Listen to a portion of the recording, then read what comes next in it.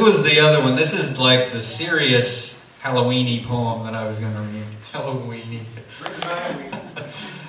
A little more on the serious side. A man I knew who kind of lived a pretty amazing life. He'd been in World War II. He survived, went back into the civil. It was in the Air Force. No, he was in the Army in World War II.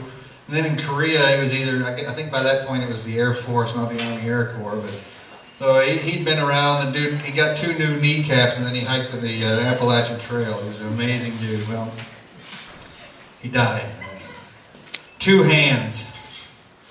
A dead man rests within a casket built by 2 hands that lie at his sides. Hands that once created, hands of a builder, the fingertips of a writer, the thumbs of a thief. And these hands had tied sailors' knots, but they never tied a tie. And they were cold hands. Now they're cold hands that once were hot, and they once sweated and clamped and gripped infinite cigarettes and pliers and bottles. And sacred hands blemished by time and bruised by struggle and calloused by life.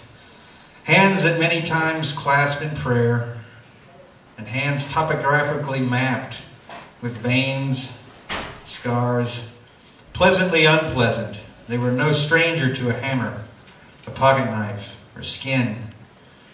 They often made love to a page with a pen, and hands that touched her breasts, the intimate censors to know that she is there, and fists that pounded belief painfully before rain, and fingers that scraped a questioned scalp, and palms no stranger to doorknobs.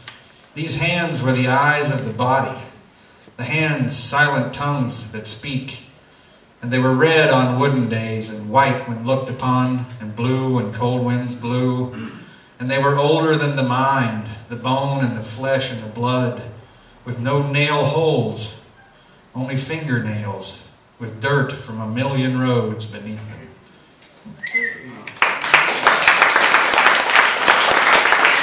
Good shit. Did Harold